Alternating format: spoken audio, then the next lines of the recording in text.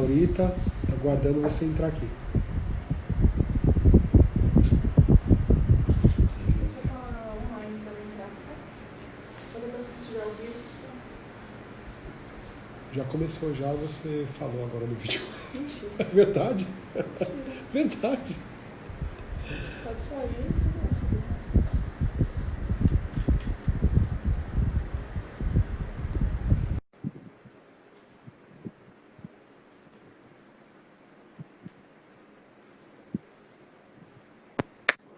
Ah, pronto, Laurita. Tá aí?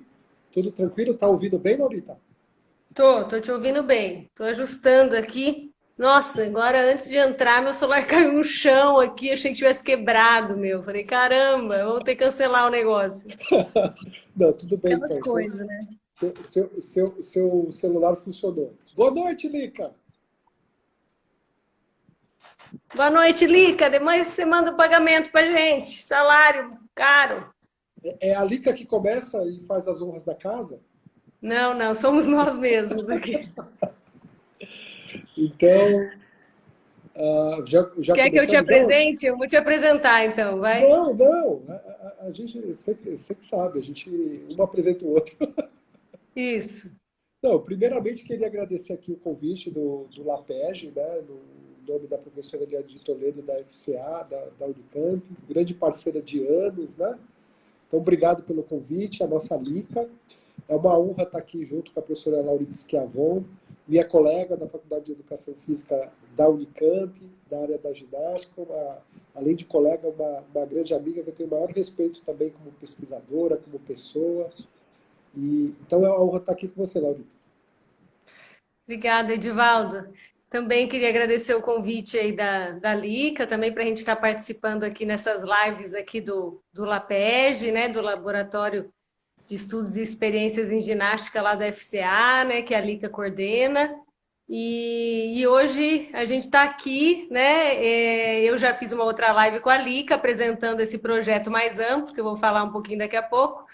E hoje a gente, né, combinou, eu e a Lica, de trazermos então o Edivaldo, né, que é justamente um pesquisador da área de História da Educação Física, e assim como ele falou de mim, também posso dizer a mesma coisa, né, um profissional super competente, um ótimo colega de trabalho e um amigo pessoal também, tenho o prazer de poder trabalhar com ele na FEF Unicamp. É um presente. A gente já trabalhou junto, né, Edivaldo, nas universidades particulares antes, né, e coisas da vida. Viemos parar aqui juntos na FEF, né? Então, hoje o Edivaldo vai estar aqui complementando aqui as nossas falas com perguntas, trazendo um pouquinho da pesquisa dele também. E então, vamos começar, né? Tudo bem, Edivaldo? Posso começar aqui? Então, Laurita, a proposta é falar sobre as notas históricas sobre ginástica e a Polícia Militar Paulista, né? Vocês têm um estudo publicado sobre o assunto, eu orientei trabalhos nesse sentido e publiquei um estudo na revista da USP sobre a escola da Polícia Militar. Então, a gente vai trocar figurinhas aqui, história, ginástica, vai ser bacana. Por Vai favor, ser bacana. comece. Então, né, como vocês viram, não é à toa aqui que nós convidamos aí o Edivaldo para fazer parte dessa live, né, que vem aí enriquecer, aprofundar nos estudos históricos também, e dar um alô aí para o pessoal que está entrando aí também, via Marcela, né, querida, Mônica Dalposa, a Pilha, a Lica, a Dani, né, que foi minha orientanda de doutorado. E então, um prazer aí estar com a galera dos signos e tudo mais. Então, vamos lá. Bom, eu e Lica, né, há umas semanas atrás, né, nós fizemos então uma live, né, apresentando, e só retomando o pessoal que está chegando agora, né, que não viu a anterior, nós fizemos uma live explicando sobre esse projeto de pesquisa, né, que foi financiado pela FAPESP, que justamente esse projeto, né, ele foi uma parceria, ele foi coordenado pela professora Eliana de Toledo, e eu e a professora Miriam Nomura fizemos parte também desse projeto, que buscava investigar justamente a transição da ginástica científica para as ginásticas desportivizadas, né, no início do século XX, né, ou meados do século XX, para a gente verificar como que se deu essa transição da ginástica, então, científica, né, como diz nossa querida Carminha Soares, para a ginástica desportivizada. E aí nós fomos, então, estudar as associações esportivas, né, as organizações que se envolviam com o esporte, com a mais precisamente com a ginástica, com o condicionamento físico, né, no início do século XX, e acabamos estudando, né, a Escola de Educação Física da Polícia Militar, como a primeira escola de educação física, né, em São Paulo e no Brasil, que também disputa um pouquinho com o Rio de Janeiro, né? E também nós estudamos os clubes centenários, né? E nosso recorte foi fundados até 2010, né? Então, os clubes fundados até 1910. E então, esse era um projeto maior, né? E agora, dentro desse projeto, nós estudamos, então, uma das instituições foi justamente a Escola de Educação Física da Polícia Militar e a ginástica dentro dessa escola, né? Então, como o Edivaldo é justamente pesquisador da área de História de Educação Física e tem artigos publicados sobre a origem, né, o início da Escola de Educação Física da Polícia Militar, acho que você podia falar um pouquinho, Edivaldo, sobre essa parte histórica, como que a escola se originou, para depois a gente fazer esse link com a ginástica. Tá ótimo, então vamos lá. A primeira questão que você colocou, né? Quem é a primeira escola? Se é a escola da Polícia Militar, se é a do Rio de Janeiro? Bom, se a gente adotar o critério de que cada instituição faz a sua história oficial e baseia essa história oficial, a gente pode pensar que a escola da Polícia Militar é a primeira escola de educação física, né? Mesmo que lá no seu início, ela não era chamada bem escola de educação física. Então, a criação dela é de 1910, né? A Escola de Educação Física do Exército, que é do Rio de Janeiro, a segunda do país, ela também foi criada da mesma forma, né? A partir de uma missão militar. Assim como a da Polícia Militar foi criada por uma missão militar francesa, a Escola de Educação Física do Exército também foi criada a partir de uma missão militar francesa. Só que a missão militar em São Paulo começou em 1906 e culminou ali com a organização que a gente vai observar o corpo escola e, posteriormente, sua regulamentação, dando origem à Escola de Educação Física da Polícia Militar ou da Força Pública de São Paulo, como se chamava naquele período. A do Rio de Janeiro é de 1919, a missão militar, e aí o Centro Militar de Educação Física ele se organiza a partir de 1922. E as duas instituições têm suas especificidades, né? Se a gente parar para pensar, a primeira turma organizada de monitores e professores de educação física da Escola de Educação Física do Exército só vai acontecer lá em 1929. Né? E a de São Paulo, elas começam a se organizar, as turmas de educação física, a partir de 1913. Mas a ideia, então, Laurita, é um pouco a gente entender por que São Paulo tem como objetivo ali no início do século contratar uma missão militar francesa que não tinha um objetivo específico de criar a Escola de Educação Física da Força Pública de São Paulo. Os objetivos eram mais amplos, né? Mas, especificamente, ela conseguiu dar base para a criação dessa escola que é tão tradicional, que está em funcionamento ainda, né? A Escola de Educação Física da Polícia Militar, e que demanda a sua história institucional aí a partir de 1910. Então, no início, a gente quer discutir um pouco isso. Por que São Paulo teria esse desejo de, particularmente, criar um exemplo para o resto do país em relação à sua organização militar, né? Então, quando a gente lê um pouquinho os historiadores sobre história militar, tem que é muito interessante, que é um pesquisador do Rio de Janeiro chamado Celso Castro, ele vai dizer para nós que o Exército Brasileiro ele tinha sérias dificuldades de organização no século XIX. Né? Um pouco do resultado disso foi a grande dificuldade que o Brasil teve na Guerra do Paraguai. Para nós, Guerra do Paraguai, para os paraguaios, Guerra do Brasil. A imensa dificuldade em vencer, mesmo com o apoio da Argentina, o Paraguai numa guerra. Aquilo, de certa forma, fomentou que o Brasil estava atrasado em termos de organização racional das suas Forças Armadas.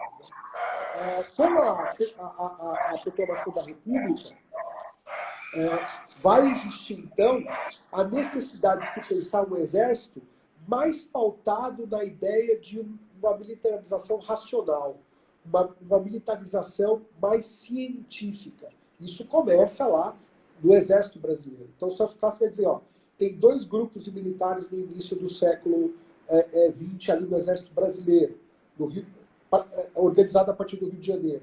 Você tem os tarimbeiros e tem os científicos. Ou seja, os tarimbeiros eram os soldados com pouca preparação, com dificuldade de estruturação, de armamento, e os científicos, que tinham uma formação muito boa na área de exatas, mas pouco conhecimento científico.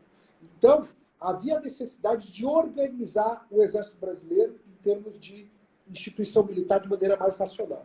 São Paulo também pensava da mesma forma. Veja, com a proclamação da República, havia a ideia de que os Estados Unidos do Brasil teriam uma organização pouco centralizada, mais descentralizada, ou seja, os estados teriam mais autonomia.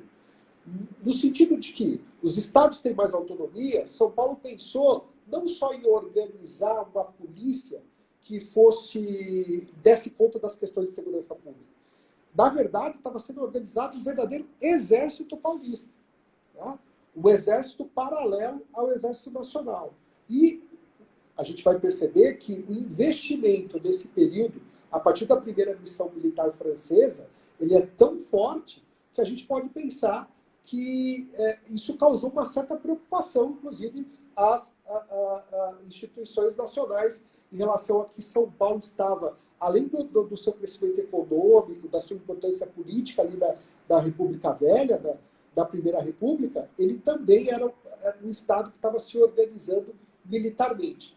Nesse sentido, o presidente do Estado, que era o Jorge Tibiriçá, em 1905, contrata uma missão militar francesa chefiada por um comandante chamado Paul Balany. Então, Balany chega em São Paulo em 1906, né?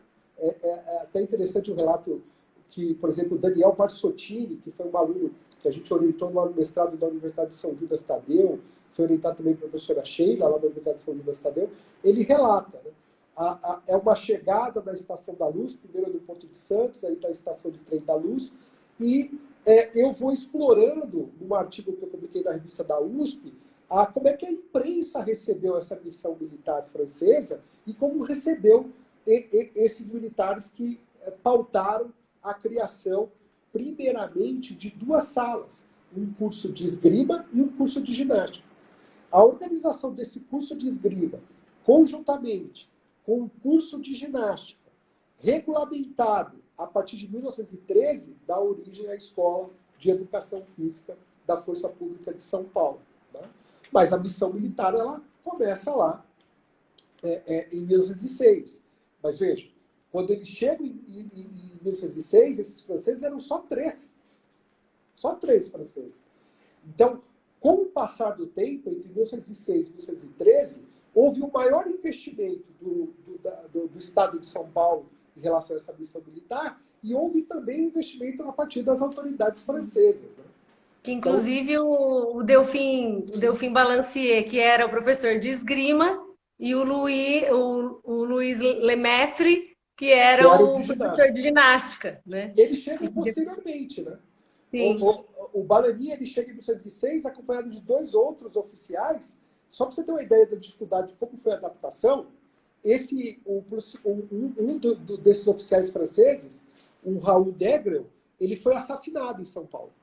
Ele era um capitão e ele foi assassinado em São Paulo no primeiro ano deles aqui. E o Paul Balany, ele se envolveu num duelo de morte com um jornalista. Só para você ter uma ideia de como foi tranquila a chegada dos franceses em São Paulo. Né? Não foi nada tranquila a origem aí da Escola de Educação Física da Polícia Militar e essa transição da Escola de Ginástica e Esgrima para de Educação Física, essa missão francesa, né? A missão francesa não foi nada tranquila. Não foi nada tranquila no seu início. Mas o que a gente percebe? Se você observar o Correio Paulistano, que é um jornal que era o porta-voz oficial de São Paulo, né? Era o braço, vamos dizer assim, de divulgação do PRP paulista. Né? Então, o PRP, que tinha ali o poder na mão ali naquele momento no estado de São Paulo, ele fazia propaganda dessa missão militar. Então, se ela teve dificuldade no início, posteriormente o jornal vai dizer, não, teve grande êxito, mudou completamente a força pública de São Paulo. O estado de São Paulo conseguiu organizar uma força pública que é invejável, que é um modelo para o resto do país. Então, São Paulo está investindo nesse protagonismo. Né? Veja como as nossas forças, a nossa força pública é agora organizada a partir dessa missão militar francesa, mesmo com todas essas dificuldades no início. Agora, se a gente olha para os relatórios, a gente percebe realmente que o Paul Balani ele vai comandando nesse período essa missão militar e ela vai tendo êxito, realmente. Ela vai tendo êxito. Só para a gente ter uma ideia, a Força Pública de São Paulo tinha em torno de 4 mil militares quando o Paul Balani chega. Quando ele, em 1910, ele já tinha quase 8 mil. Então, quase essa força foi dobrada. Né? Você percebe?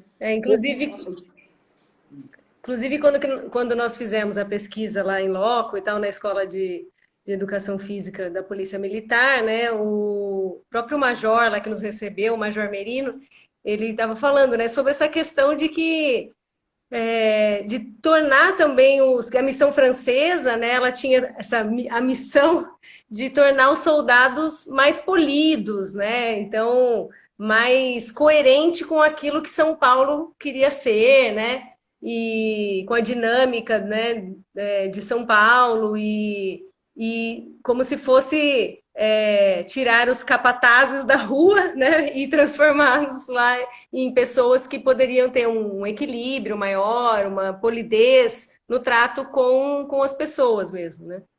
Você tocou num ponto bastante importante. Além de um projeto militar de modernização, havia um projeto cultural em torno dessa missão militar francesa. Mas antes de falar disso, eu queria que você falasse para nós, então, desse bate-papo, né? Que vocês também têm uma pesquisa publicada sobre a questão da ginástica na Polícia Militar. E eu queria que você falasse um pouco, Laurita, sobre essa pesquisa que vocês desenvolveram na Unicamp com a Eliane de Toledo também, né? Foi um grupo que organizou essa pesquisa. E aí depois a gente trata das questões mais culturais relacionadas a essa missão francesa e a questão da ginástica. Pois é, então, dentro dessa parte desse projeto maior, né, como a gente estava explicando, desse projeto FAPESP, justamente uma parte foi a ginástica dentro da Escola de Educação Física da Polícia Militar, que uma aluna minha na Unesp, quando eu trabalhava lá, a Mariana Ritt, ela acabou fazendo a iniciação científica com os documentos, com os dados que nós tínhamos sobre a Escola da Polícia, né, Militar. Ela também foi com a gente lá na escola e tudo mais. E lógico que a gente foi auxiliando ali dentro desse processo, porque não é fácil fazer uma iniciação científica dessa, né? Mas, então, a Mariana fez essa iniciação, a minha doutoranda atualmente, a Letícia Lima, também participou de toda a pesquisa, né, de campo que nós fizemos junto ao Museu de Polícia Militar, né, e que dentro dos documentos, né, consultados no Museu de Polícia Militar, justamente o que se destacou e que nós acabamos nos aprofundando foi justamente a revista Militia, né, que foi uma revista que tem sua primeira edição em 1947, deixa eu lembrar aqui até quando, 1947, bom, daqui a pouco eu vou falar aqui para vocês, até 1960 e pouco, que agora eu não lembro de cor aqui. E justamente acabou sendo o recorte temporal, né, dessa pesquisa. Né? E dentro dessa pesquisa, justamente, o nosso referencial teórico, né, a gente se pautou, lógico, em autores do campo da história, da sociologia, da pedagogia do esporte, né? Mas também inspiradas pela prerrogativa aí do Michel Foucault, né? Sobre essa análise dos documentos, né? Norteada pela investigação acerca da naturalização da ginástica, né? Justamente nessa proposta capaz de constituir justamente esse novo soldado urbano, né? Como nós tínhamos comentado, né? Ao invés dos capatazes das ruas, né? Então, que tinha tudo a ver com essa metrópole, né? De São Paulo, né? Com o avanço tecnológico, econômico, cultural, e que precisava de uma polícia condizente com esse momento com aquele momento da sociedade, né? Então, acho que se quiser falar um pouquinho mais sobre essa questão da polícia racional.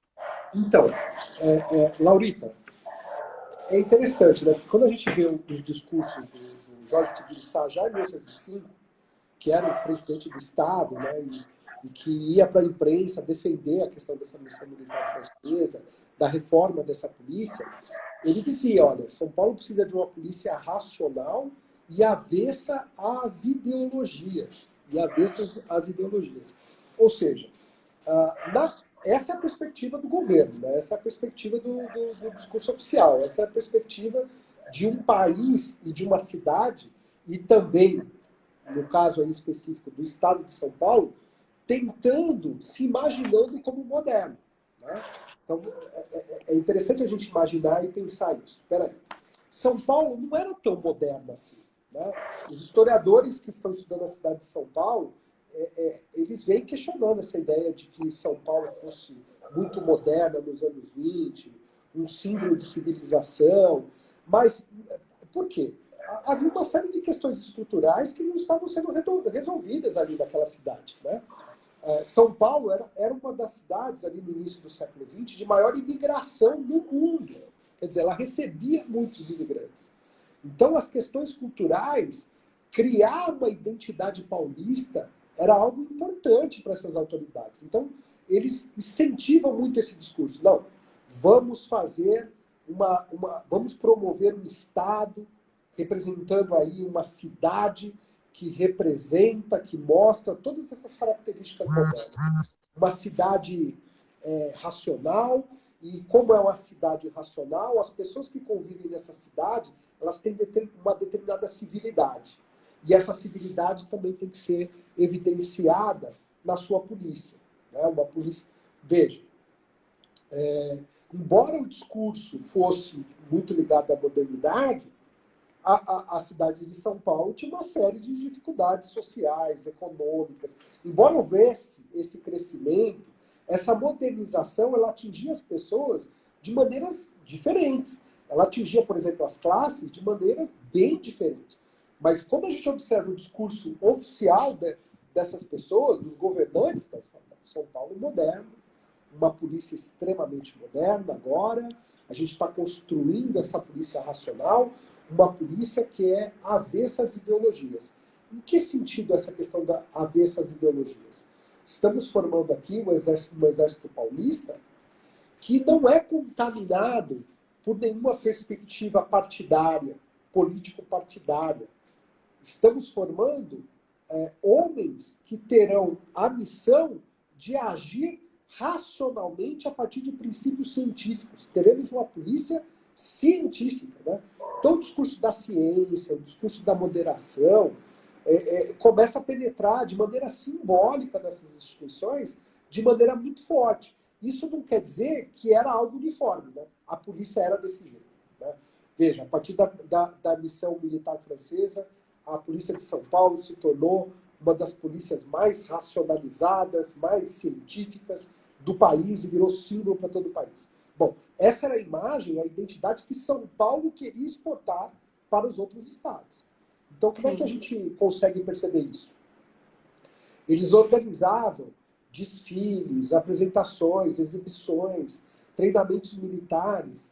E quando aconteciam esses treinamentos, eles convidavam as autoridades dos outros estados, né? Então, o Correio Paulistano, ele divulga muito esse tipo de evento, né? Quando a cidade de São Paulo recebe uma autoridade estrangeira, do Uruguai, da França, então essas exibições ocorrem, né? Esse tipo de apresentação dos militares envolvendo a ginástica, ou envolvendo exercícios militares, envolvendo desfiles de armamentos, isso ocorre, né? Então, São Paulo quer mostrar para o país que tem uma liderança. Né? Na verdade, ele quer se fazer e ser reconhecido como um Estado que está à frente dos outros Estados, que está à frente em termos de organização e disciplina, até em relação ao Exército Brasileiro. Isso não significa separatismo. Depois a gente vai falar dessa questão. Então, será que São Paulo estava organizando um exército paulista, visando uma separação em relação ao Brasil? Não, a gente não consegue observar isso nos dados, não. Era uma polícia paulista que incentivava o nacionalismo, incentivava os símbolos nacionais, mas queria São Paulo como protagonista, como modelo a ser seguido pelos outros estados. Então, por isso essa ideia cultural aqui. E assim, é interessante, né, que nesse momento, como em São Paulo, uma das únicas, a única, né, escola de educação física que nós tínhamos em São Paulo, né, ela vai, né, influenciar nessa questão da formação dos profissionais, né, dos professores, então, que vão fazer parte, né, que vão ser, então, os profissionais que vão atuar justamente nas instituições de ensino, né? E até a gente tem uma pergunta aqui do Fabiano, antes de eu entrar mais diretamente na pesquisa aqui, que ele fala, né? Qual o reflexo dos profissionais formados na Escola de Educação Física da Polícia Militar para a sociedade em geral, né? Isso fortaleceu uma educação física militarizada? Então, é ótima essa pergunta, né? E ela é interessante para a gente observar até e pesquisar mais também, né? A gente pode criar algumas hipóteses sobre isso. Mas olha que interessante. Quando você está lá na década de 30, eu gosto de estudar muito os anos 30,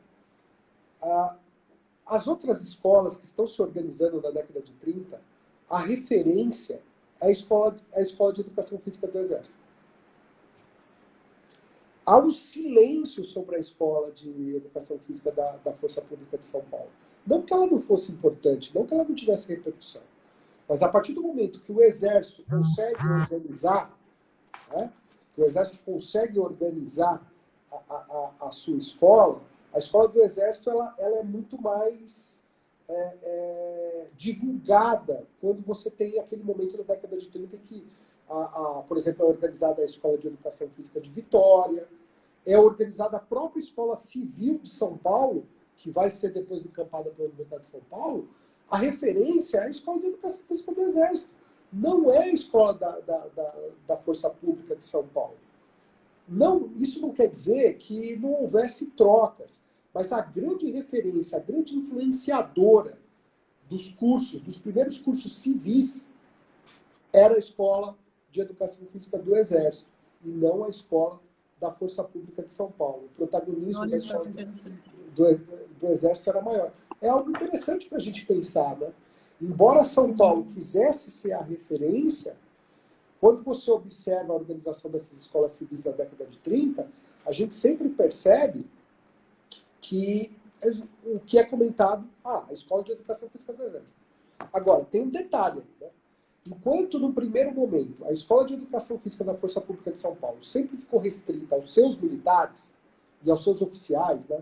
Para você ser um instrutor, você teria que alcançar determinada patente e aí você cursava e conseguia ser um instrutor, né? No curso de ginástica e no curso de esgrima, você complementava isso e você, então, era considerado um instrutor. Era exigido uma determinada patente. Você ia ser o monitor da formação dos outros soldados que não tinham patente, né? Então, veja, a questão dos civis no começo da escola não é algo que importa para a Força Pública. Não está interessando a Força Pública. Quando a gente olha a Escola de Educação Física do Exército, a primeira turma dela, formada a partir de 1929, foi formada por militares e por civis, inclusive mulheres. Sim. Então, você percebe que a Escola de Educação Física do Exército, ela tinha o maior interesse de ampliar a sua influência para as escolas de educação física civis e para a educação pública do Rio de Janeiro e de outros estados. A escola, isso eu estou falando em termos mais hipotéticos, né? Isso a gente tem que conferir nos dados. A escola ali da missão militar francesa, nessa primeira fase, ela estava mais interessada em reformar, dar o que eles chamavam de espírito de corpo para a polícia de São Paulo. Ou seja, eu preciso de uma força pública profissional, remunerada, de carreira, né? Coisa que São Paulo não tinha anteriormente, mas eu preciso que eles tenham uma civilidade, como você colocou. É preciso que eles tenham uma determinada postura. Com quem eles aprendem essas posturas? Não simplesmente com os franceses. Os franceses se veem na necessidade de formar monitores, mesmo porque a missão militar, inicialmente, era planejada só para 2 anos. Ela começou em 1906 e ficou até 1913.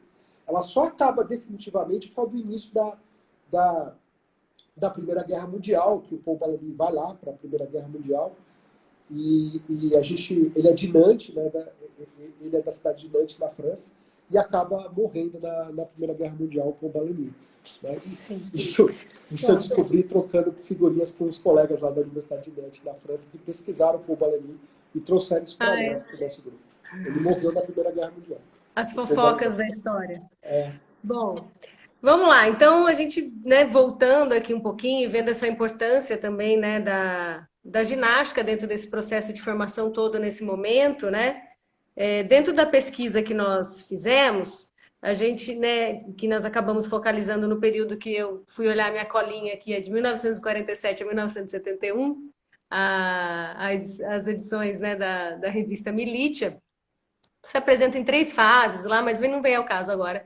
E nós acabamos, né, nós fomos até o museu da Polícia Militar, tudo mais, sempre agradecemos, fomos muito bem recebidas lá. Só que nesse tipo de museu a gente não tem acesso direto, né, nós temos acesso aos documentos, mas não somos nós que procuramos, né? Então sempre tem um funcionário, uma funcionária do museu, que nós damos palavras-chave e tudo mais, e eles procuram, nos entregam, e nós precisamos sempre observar dentro do museu, não pode retirar o documento de lá também, né? Todo um cuidado com essa questão do acervo histórico. E nós acabamos pesquisando 122 exemplares, né, da revista Militia, e nós encontramos, né, termos ou fotos ou reportagens ligadas à temática da ginástica em 34 delas, né? E cerca de 25% das edições falavam, né, envolviam alguma questão da ginástica, né? E, inclusive, na primeira delas, já em 1947, já tem reportagens, né, sobre a ginástica e bastante também durante a década de 1950, né? Então, mas logicamente que nós não queríamos só saber a quantidade que a ginástica aparecia, mas como ela aparecia, como ela era abordada, termos que eram utilizados, né? E dentro né, analisando, identificando, né, essa análise terminológica, nós vimos diferentes termos, né, que foram utilizados em relação à ginástica, né? Então, um deles aqui, nós separamos, né, em temas de demonstração, de preparação física militar, de condicionamento físico, de competição, de instrução e missão militar, né? Então, nós fomos separando por temas dentro da pesquisa, né, que foram os temas aí que mais apareciam como objetivos, né, que a ginástica era mostrada dentro da revista, né, com objetivo demonstrativo. Então aparecia, às vezes, explicando, né, na reportagem como coisas de circo, por exemplo, né, esse tipo de termo. Ginástica de solo, ginástica de aparelho, bailado ginástico, porque justamente, né, tinha essa questão da missão francesa que trouxe o bailado de Joinville-le-Pont, né, que o próprio Major Merino, né, nos contou que isso virou uma tradição dentro da Escola de Educação Física da Polícia Militar, e que até hoje eles têm o bailado de Joinville-le-Pont, e que uma vez eles receberam uns franceses, né, na Escola da Polícia Militar, e eles ficaram impressionados, porque lá na França eles não sabem mais dançar o bailado de Joinville-le-Pont. E a própria escola foi fechada. Sim, né? A própria escola Joinville-le-Pont já foi fechada. Sim, mas ele falou assim, isso já não tem mais... ninguém mais sabe na França, né, fazer, olha que coisa interessante, né? Aqui no Brasil, lá, até hoje, né, tem lá o tal bailado, Joinville-le-Pont. Eu me lembro, até aqui na Escola de Educação Física da Escola de Cadetes aqui, me lembro quando eu era adolescente, em festa junina, ela sempre tinha uma apresentação do bailado dos cadetes, né? Então, depois estudando, né, a questão da ginástica, da história da ginástica, né? Fui fazer relação dessa questão também, da questão né, do equilíbrio, da exatidão, né, justamente do que você estava falando, né, que a gente estava falando dessa questão da polidez também, né, que também era demonstrado por meio desses bailados, né. E, bom, como termos demonstrativos, né, então, além do bailado de Joinville e Le Pont também, mas como ginástica acrobática, né, como ginástica ritmada, ginástica, trios de força, força conjugada. Então, tem muitas imagens, é muito rico, tem muitas imagens de apresentação, principalmente relacionadas à questão das festividades, né, também. Né? Então, a ginástica, lógico, uma obviedade dela naquele momento era da preparação militar. Ok, isso, né, historicamente, já vem dos métodos ginásticos e tudo mais, mas, além da questão da preparação militar, que acho que era mais óbvio a gente ver numa revista como a Militia, né, aparece muito essa questão da demonstração, né, das pirâmides, né, aparece muitas fotos de pirâmides, né, de poses de ginástica acrobática, inclusive também aparece esse termo, além dos trios de força, ou força conjugada, que era também um termo daquele momento. A questão do volteio, que a Escola da Polícia Militar mantém até hoje, né, eles têm lá como se fosse, né, um picadeiro, assim, né, onde os cavalos, né, são treinados ali, eles têm aulas de volteio e ainda tem apresentações, né, de volteio até hoje na escola da Polícia Militar. Nós tivemos até a oportunidade de visitar lá onde ficam os cavalos e tudo mais. E então, assim, existia essa muito chamada de ginástica musicada. Então, aparece muito a ginástica como demonstração nas festividades, né? Que foi algo que a gente esperava menos, né? Do que uma preparação militar, logicamente, mas que aparece bastante né, nas revistas. Além da preparação militar, da demonstração, aparece também bastante termos relacionados ao condicionamento físico. Né? Mas esse condicionamento físico, separado da questão da preparação física militar, por conta de também estar bastante ligado à questão do clube militar, né? De reportagens que vão trazer esse condicionamento como algo mais, não só não para preparação militar, mas algo para a saúde, né? Então, com esse viés dentro das reportagens relacionadas, né? Porque como a revista ela não era apenas interna ali para os policiais, mas se estendia a essa comunidade também que, né, em volta ali dos policiais, do clube militar e tudo mais. Então, tinha bastante termos relacionados à questão do condicionamento físico, né? Inclusive falando, né, sobre essa questão da seção feminina também, que existia dentro da revista Militia, né, uma seção feminina, onde, né, daqui a pouco eu falo um pouquinho mais sobre isso, mas que fala também dessa questão do condicionamento para as mulheres, né, mais próximo ali depois de 1960, voltando então a essa questão também, lógico, bastante ligada à questão da beleza, né, mas já existia uma seção feminina, que podemos pensar algo de vanguarda para esse momento, Edivaldo? Olha que interessante, né? Da questão das mulheres eu queria comentar posteriormente, mas olha que interessante. Quando você destaca essa diversidade de práticas, né? Porque você está ali estudando o período posterior, né? O seu recorte um pouquinho... Sim, agora já é depois de 1947. Mas tem uma diversidade de práticas aí que a gente pode atribuir até mesmo à questão da missão militar francesa, ter criado uma tradição na escola. Porque esse período, quando os franceses chegam aqui em São Paulo, eles passaram, o coordenador lá da sala de ginástica, de esgrima, o Balancier, o Lemaitre, eles passaram pela Joinville Le Pont, eles foram formados pela Joinville Le Pont. E nesse período da Joinville Le Pont, há uma vamos dizer assim, disputas de várias tradições de ginástica no seu contexto. Né? Então, tem gente que está estudando isso, Carminha Soares estudou, a Andréa Moreno e o grupo lá da UFMG está estudando essa questão ali desse período da Joinville Le Pont. E é de certa forma, um encontro de diferentes tradições ali. né? De uma ginástica ligada ao Amoros, mas também de uma ginástica sueca, de uma ginástica ligada ao Demeny, que tem uma visão mais dessa coisa da ginástica racional, de economia dos esforços. Mas essas ginásticas, no plural, elas estão ali em disputa e conciliação, né? E quando elas chegam aqui, na Escola de Educação Física da Polícia Militar, elas são traduzidas em multiplicidade. Então você pode imaginar assim, né? E isso é muito interessante, né? Você fala assim, a escola da Força Policial de São Paulo é uma escola militar, então só tinha exercício militar lá, não tinha jogos. Não é verdade, né? Não tinha lutas lá. Não, tinha ensino de jiu-jitsu ali nessa primeira fase. Tinha ensino de jiu-jitsu naquela primeira fase. De boxe francês. Então tinha uma diversidade de práticas que continuou como tradição. A Carolina Joubert está aqui, ó. A Carolina Joubert, ela estudou o Hébert, né?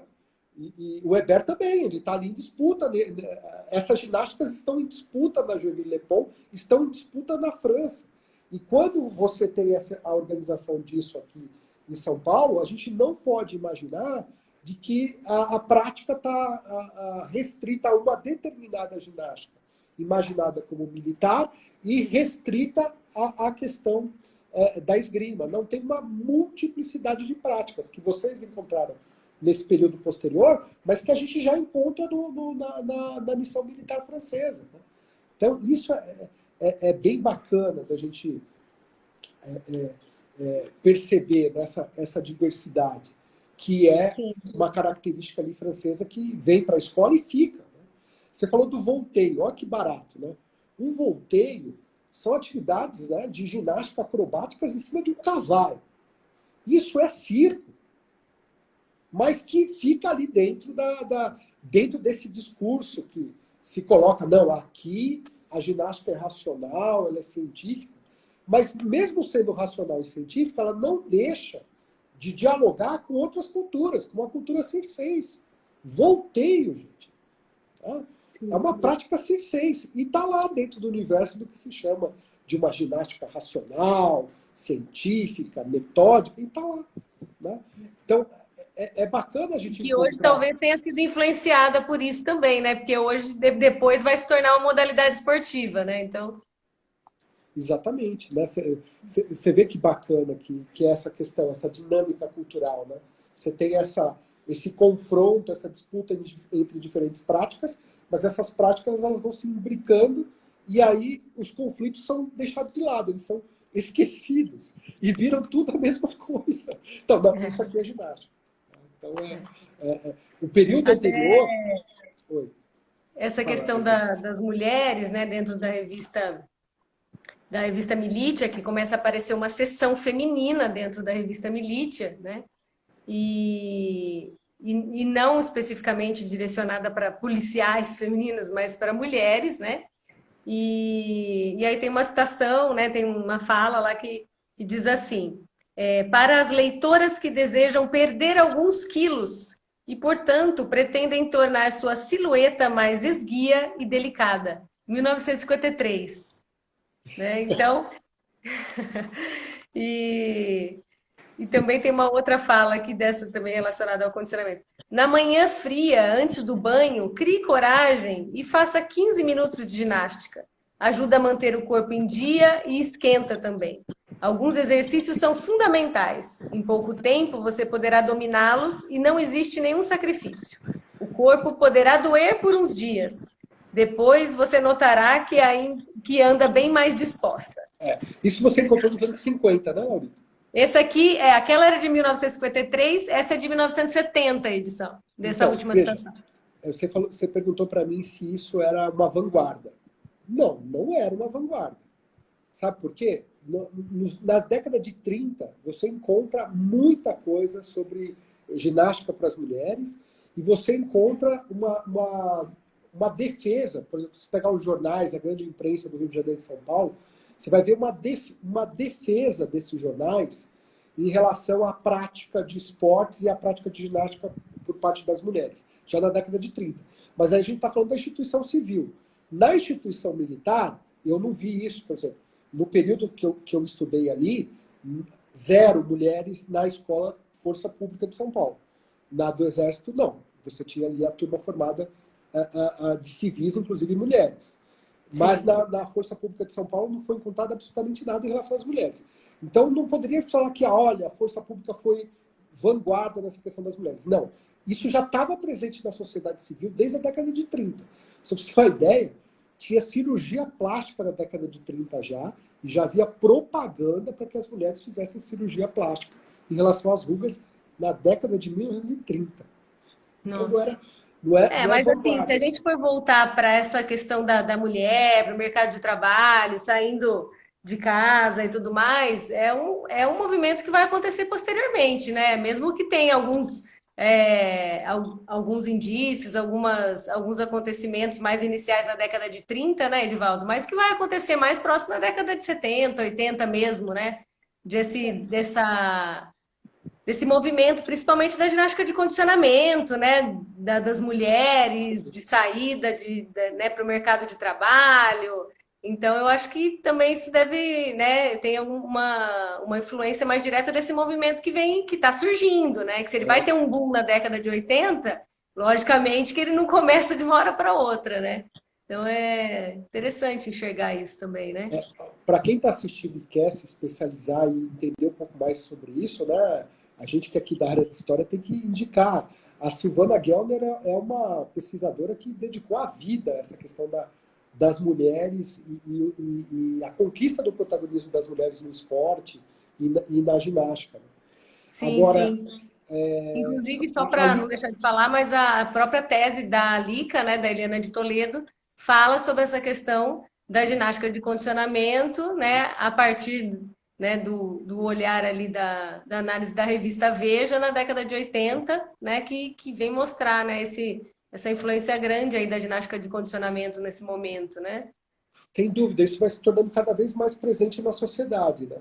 Agora, a Lica ela faz um senão ali. Talvez seja considerado de vanguarda para isso dentro de uma instituição militar, seria uma Sim, vanguarda ali da polícia militar, mas não na sociedade de maneira sim. geral. Né? A É. Carol aqui está comentando aqui, a Carolina Gilbert, grande companheira, Carolina, sempre Carol, acompanhando. Carol, querida, beijo. Na última live esqueci de mandar beijo para ela.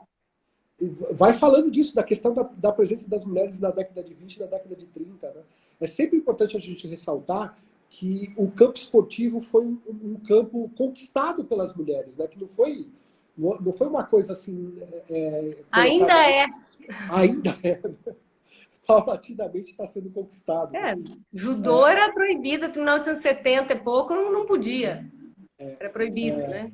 Tem uma virada, a questão do ciclismo, por exemplo, tem um artigo que eu escrevo sobre a virada, a questão do esporte na virada do século em São Paulo, em que o jornal A Bicicleta, que era um jornal que divulgava o ciclismo, ele era super adepto da questão das mulheres, ele incentivava a questão das mulheres, ele trazia médicos para falar, olha, a mulher pode praticar ciclismo, tem aquela questão do o que a mulher podia ou não praticar.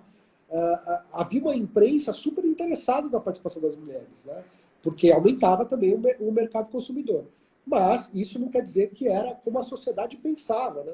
Então, essa mesma imprensa, ela relatava questões como, por exemplo, uma mulher que foi andar de bicicleta num prado no Rio de Janeiro, o Jornal Paulista relata isso, e começa a ser perseguida pelos ciclistas homens. Né? E ela é obrigada a se esconder. Quer dizer, por isso que a gente fala, né, uma prática é um espaço que é conquistado, não é dado. E ainda, né, tem que ser conquistado. Né? As pessoas ainda representam o esporte como um lugar masculino. Né? Mas isso... Basta ver aí a luta das meninas do futebol feminino, né? Exatamente. Agora, depois de tantos anos, conseguiram ter duas gestoras mulheres ali, né? E então as Isso pequenas aí. conquistas, né, que são importantes. Mas também tem um outro lado, se a gente for pensar, porque hoje em dia nos Jogos Olímpicos as mulheres podem participar de todas as modalidades e os homens não. Né? Então, hoje em dia, nós temos duas modalidades, nado sincronizado e a ginástica rítmica nos Jogos Olímpicos que não tem masculino. Interessante para a gente pensar isso também, né? Você sabe que o estudo do Samuel Ribeiro, que é meu orientando de doutorado lá na educação, que é sobre a escola da força pública. Ele quer construir um pouco essa ideia. O que é a história da força como uma categoria, né? Força, e isso envolve a questão da construção das masculinidades.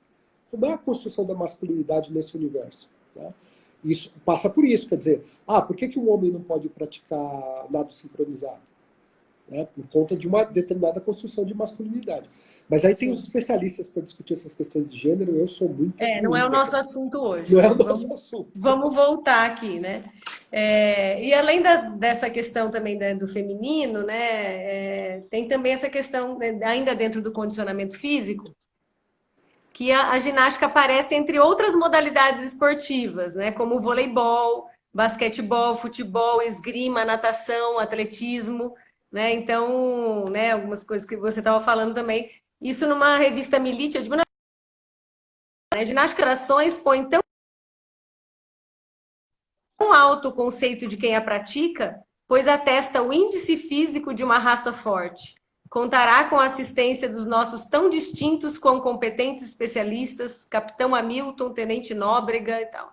Então, na revista Militia de 1948. Né? Então, a e gente ainda já está viu... presente as questões da raça forte. Né? Sim. Né? E até um movimento já forte relacionado ao esporte também, né, Edivaldo?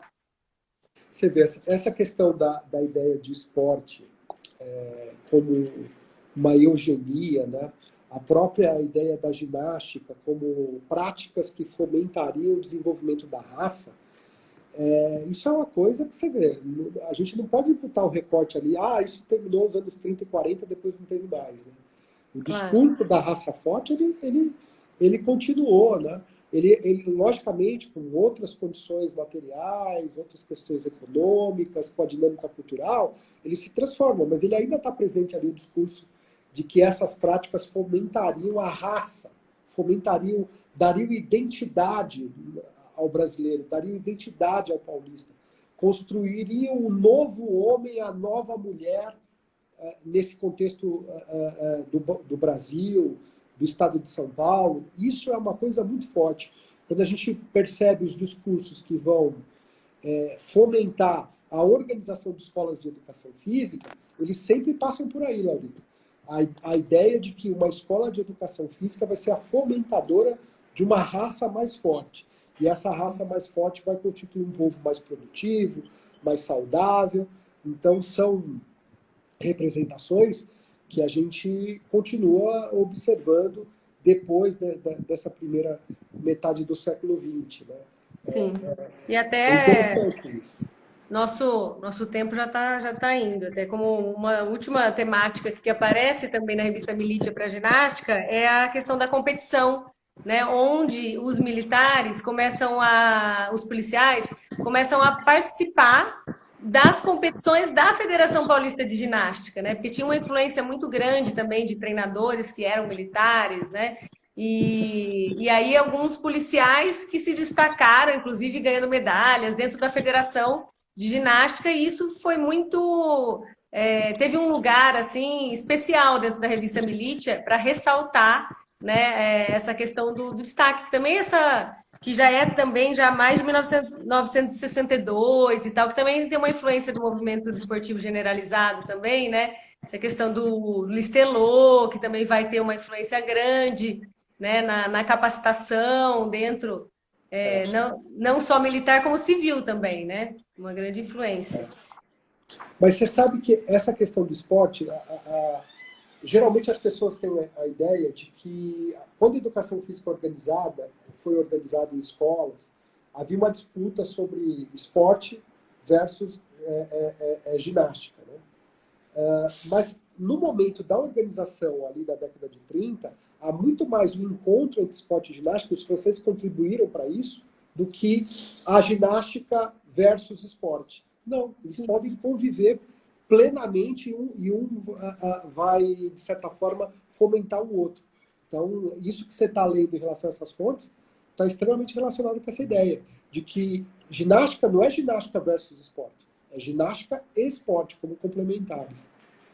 Sim, a gente tem o exemplo até claro aí do professor Nestor Soares Públio, né, que estudou a história da ginástica artística, né, mais especificamente, foi treinado, foi ginasta, foi policial Árbitro de... militar, e foi treinador de ginástica e foi professor da USP de ginástica, né? Capacitou muitos treinadores na década de 70, 80 no Brasil, deu cursos na Árbitro USP de internacional, extensão, né? árbitro internacional, exatamente, né?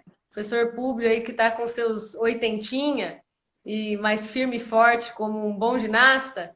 E então ele, né, foi uma pessoa que muito influenciou, inclusive foi presidente da Federação Paulista, né? Então essa relação entre a Polícia Militar e a Federação de Ginástica também ela foi bastante próxima, né? Principalmente aí na década de 60, 70, né? Até início de 80 ainda bastante forte.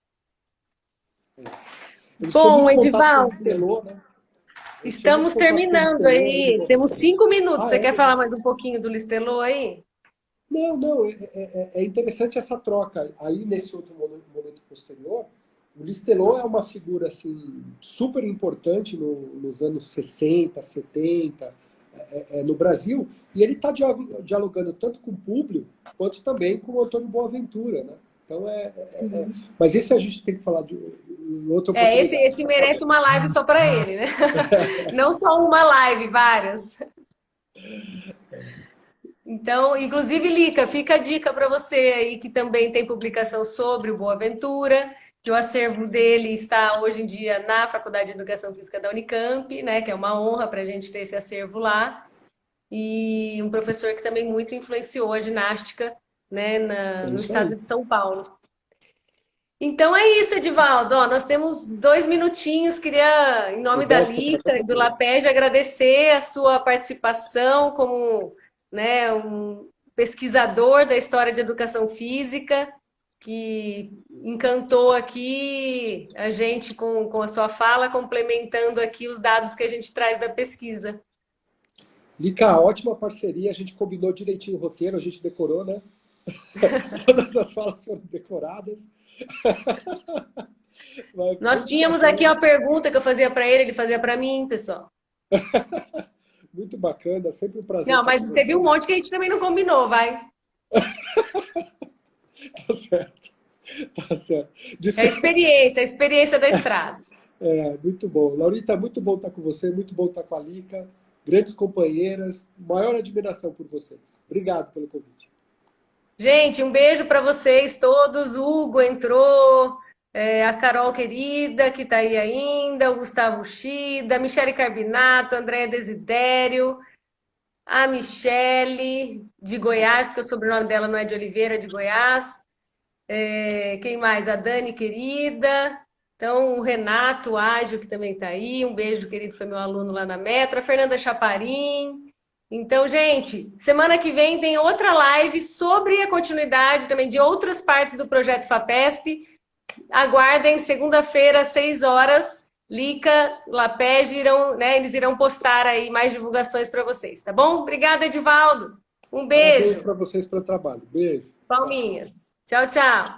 Lembra de que salvar, hein? Tem que salvar. Com a capa. Tchau, gente. Beijo. Tchau, tchau.